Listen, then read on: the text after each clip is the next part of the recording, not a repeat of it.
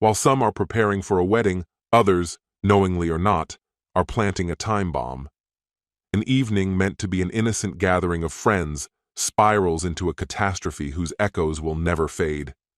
Light laughter, naive snapshots, plans for a serene future, all of it reduced to ashes with a single click. In just a few short hours, not only trust, but entire lives, carefully built over years, collapse. A town where everyone once knew each other turns into a tribunal, with no accusers, no defenders, only sentences. And where families once stood, there is now only the ashes of memories. Sometimes, all it takes to change a life forever is one evening, one secret, one video.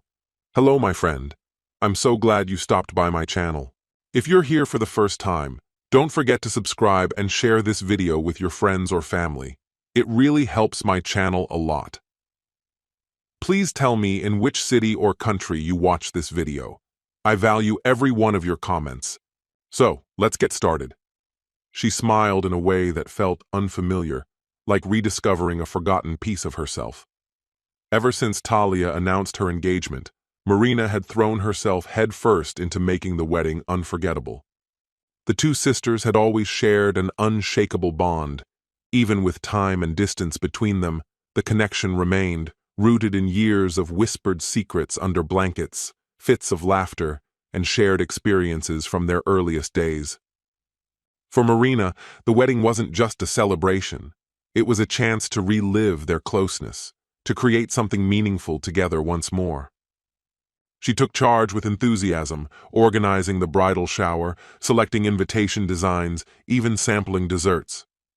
But the part she was most excited about was the bachelorette weekend. The idea first surfaced during a relaxed family dinner at their childhood home. Talia made it clear she didn't want a typical night of wild antics, no embarrassing games, no endless rounds of drinks. She wanted something genuine and intimate. That's when Marina suggested the family's old country home, quiet, spacious, and full of nostalgic charm. The vision was simple, a single night with Talia's closest friends, filled with old songs, heartfelt conversations, and laughter echoing into the early hours. No chaos, no strangers, just women, like it used to be. Talia loved the idea instantly. No clubs, no last-minute travel headaches, just a cozy gathering with the people who mattered most. Marina gladly took the lead. She planned the food, crafted thoughtful mementos using vintage photos, tidied the backyard, and ensured every room was guest-ready. Relatives confirmed they'd make it. Lifelong friends, the ones who'd been there through thick and thin, promised to come, no matter what. Each woman carried a piece of Talia's story with her. To Marina, this wasn't just a party. It was a tribute to their shared history, a celebration of sisterhood. She poured herself into the planning. But Kevin, her husband, didn't quite share her enthusiasm. When Marina explained the retreat, Kevin was immediately full of questions. Who was going? Why so remote? Was it really just women? Marina laughed off his doubts, chalking it up to needless worry. She reassured him that it would be a relaxed, drama-free night, just good company and memories. She told him there was nothing to stress over. Kevin tried to hide his discomfort, but it lingered under the surface. They had clashed before about social gatherings that hadn't gone as planned, times he'd felt blindsided or left out. So Marina chose her words with care. She reminded him of her love and respect for their relationship, emphasized that she understood his concerns, and promised there would be no lines crossed. After a moment's hesitation, Kevin let go of his worry, or at least he tried to. In the days leading up to the party, Marina became completely absorbed in preparations. She bought drinks, hired a local designer to decorate the space with understated elegance, assembled playlists, and put together personalized gifts for each attendee. Kevin observed from a distance. He saw the way her face lit up, the way she moved with purpose, as if she were planning something deeply personal. Despite the tight feeling in his chest, he chose to be supportive, offering encouragement and standing by her. The night before the getaway, Marina hugged him tightly and promised she'd be home the next day. She urged him to relax and enjoy some alone time. Kevin returned the embrace, but his face held a trace of unspoken worry. That afternoon, 10 women gathered outside their home, bags packed, full of energy and laughter. Childhood friends, cousins, college roommates, all reunited. They wore matching shirts, snapped cheerful photos, and buzzed with excitement. Talia climbed into the front seat of Marina's car, her grin stretching ear to ear. "This is going to be a night I'll never forget," she said. Marina, behind the wheel, beamed in return. Neither of them knew just how true and how ominous those words would turn out to be. What awaited them at that quiet countryside home would leave a mark none of them could undo. The following morning, the group returned, looking exhausted but content. They texted updates on the ride back, flooding the group chat, made just for the event, with inside jokes and snapshots. When Marina walked through the door, Kevin was in the kitchen making coffee. He asked how things had gone, his tone steady, though his eyes searched for anything out of place. Marina hugged him and answered lightly, sticking to what they had agreed on. Just the girls catching up, really mellow. It was nice. Kevin scanned her expression for any signs of unease, any misstep in her story, but she looked calm. Just tired, like someone coming home from a peaceful gathering. The days passed without incident. Talia dove back into the whirlwind of wedding details, and Marina stayed by her side, helping juggle vendors, reviewing final touches. Kevin, meanwhile, wrestled with a suspicion he couldn't quite name. Everything Marina had said made sense, but something inside him itched, like a splinter he couldn't dig out. There was no evidence, no solid reason to doubt her. Just an instinct he couldn't silence. Then, with only 3 days left before the wedding, everything shifted. Kevin's phone buzzed with a message from Travis, a close friend and the husband of one of the women who'd attended the party. "Dude, we need to talk. ASAP. This is serious." Attached to the message was a video link. No explanation, no warning. Kevin sat at his workstation when the message arrived. A sudden rush of dread gripped him, and he froze, staring at the screen with unblinking eyes. His heartbeat thundered in his chest. Eventually, he summoned the courage to click the link. The video opened with innocent charm, light-hearted music, the warm interior of a country home, and the pleasant murmur of women chatting and laughing. Then the blow landed. The scene abruptly shifted. There was Talia, dancing flirtatiously with a shirtless man in the middle of the living room. Off to the side, Marina walked by, giggling, her drink in hand, her arm looped through another man's.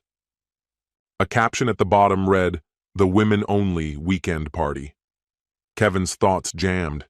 He played the video again, then again.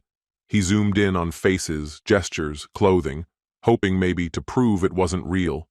But it was real. Not whispers. Not speculation. Evidence.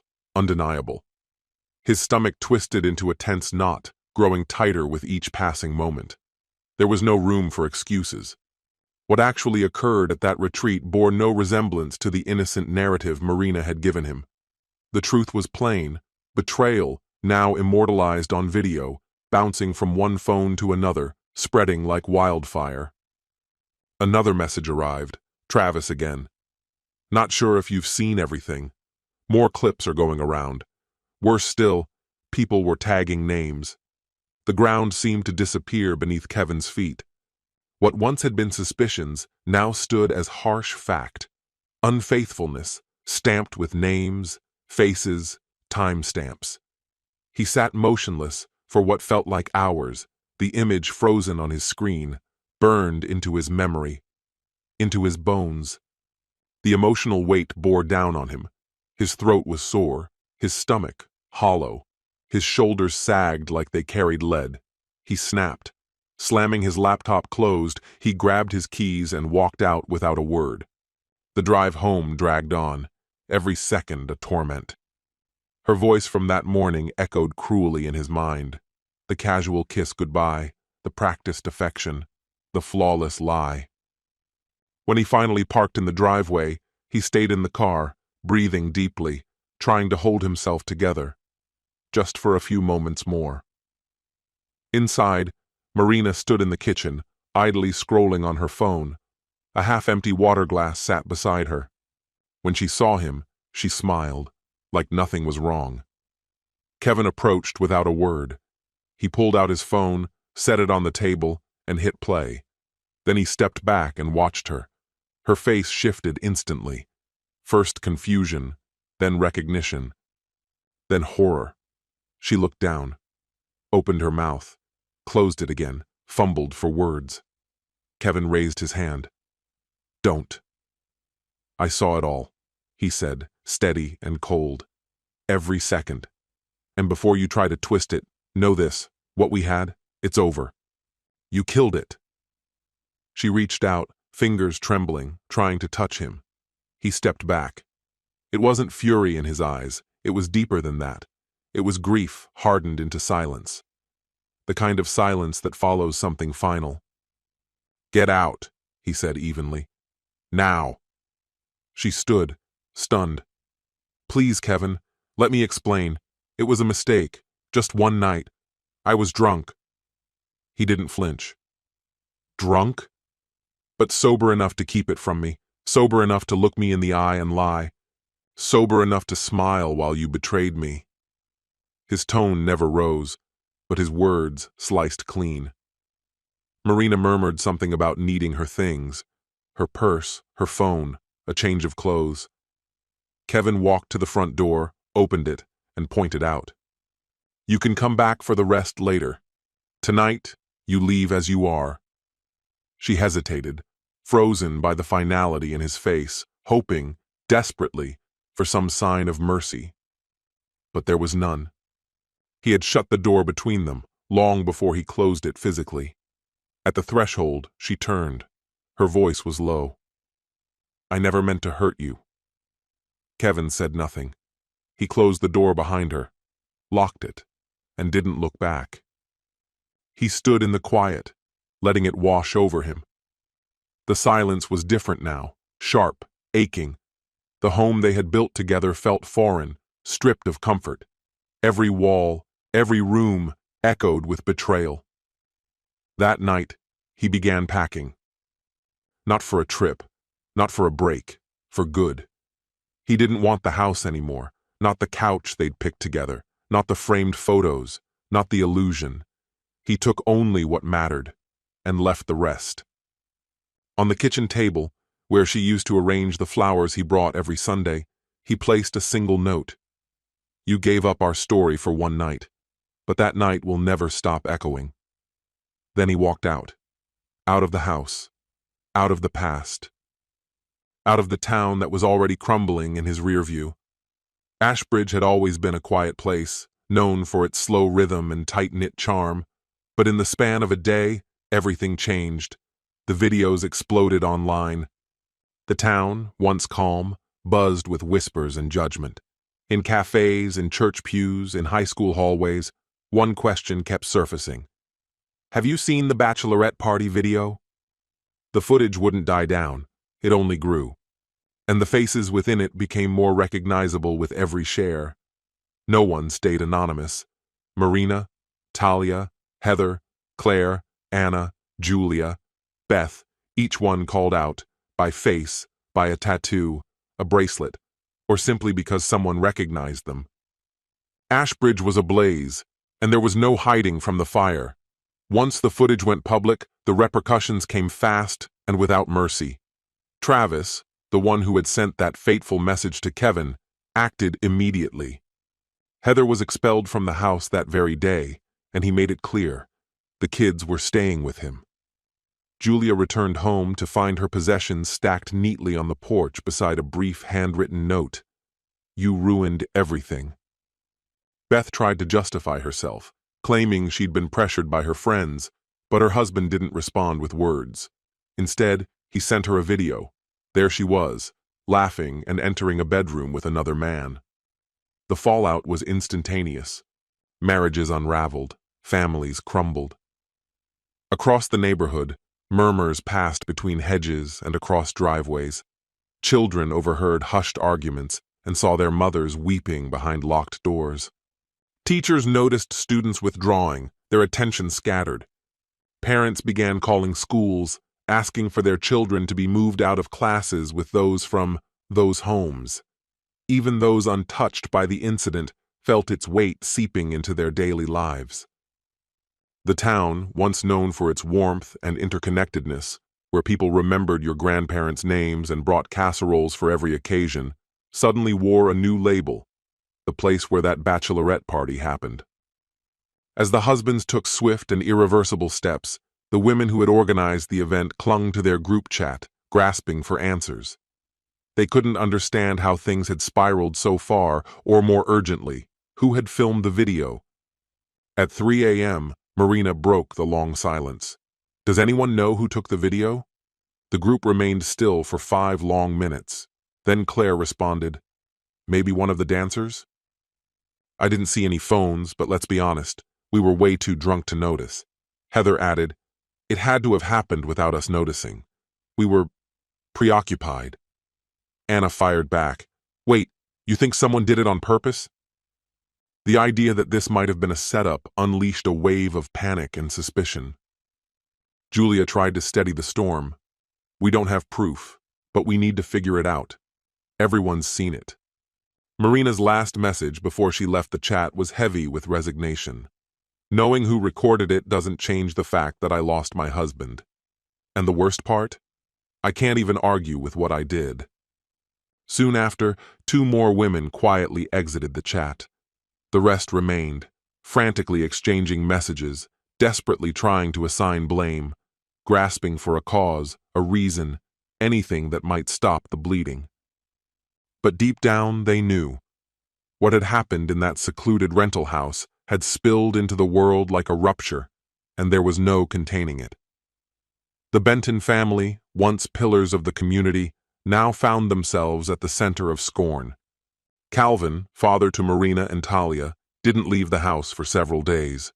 When he finally ventured out, familiar faces avoided eye contact at the grocery store. Old friends from church looked past him as if they'd never known him. Still, he summoned the nerve to return to Sunday service. The pews around him sat empty. The shame had become something tangible, like smoke in the air. Their mother shut down entirely. She stopped going outside, refused to answer the door, and left the curtains closed at all hours. Though the phone rang off the hook, she ignored it, retreating into silence. In a rare moment of action, Calvin recorded a video statement. Sitting stiffly before his phone, he spoke with quiet determination. He said his daughters had been raised with discipline, with morals, that their choices didn't reflect the home they came from. But his voice cracked mid-sentence. I taught them right from wrong. But when they came home from college, they weren't the same. They felt colder, like strangers. The video went viral. Some called it brave. Others saw it as a futile attempt at image control. Some called it noble. Others called it pitiful. Life didn't stop, but it changed. Cafes cleared out when one of the women involved walked in. Parents pulled their kids from local schools and enrolled them in neighboring towns. People scoured ancestry records, looking for distant surnames they could adopt. Local shops suffered. Travelers skipped the town altogether. Residents began using vague language when telling outsiders where they were from. Then came the final insult. Someone had defaced the town's welcome sign. In red spray paint, it now read, Home of the Bachelorette Party. No one bothered to clean it. It remained there, an open wound, a permanent stain. Marina tried to rebuild. She sent out job applications to cities far away, but her name arrived ahead of her. Interviewers looked uneasy or asked thinly veiled questions. Talia scrubbed every trace of herself from the internet, deleted photos, changed how she dressed, even considered moving abroad. But no matter the effort, the past stayed tethered to them. This wasn't a scandal anymore. It was a scar branded into their lives. Then, weeks later, Marina received the final confirmation. The divorce papers. Kevin had filed. She didn't contest them. There was nothing left to fight for. What caught her off guard was his appearance at the courthouse. He arrived quietly, hair shorter than she remembered, eyes sunken and solemn. Marina sat waiting, her hands shaking. She stood as he entered, words forming on her lips, but he passed her without a glance, signed the necessary forms, and walked out just as silently. He left like someone closing the door on a chapter forever. Marina remained frozen, clutching the final piece of their marriage, her eyes wet with tears. And in that instant, she understood something she hadn't before. Some mistakes cost more than anyone can afford. And by the time remorse sets in, love might already be gone, left the room and the heart for good. As for Talia's wedding, it never happened. Quietly, it was called off. This story has come to an end. What's your opinion? Share it in the comments, my friend, and if you like this story, check out other exciting videos on my channel. I'll say goodbye until the next video. See you.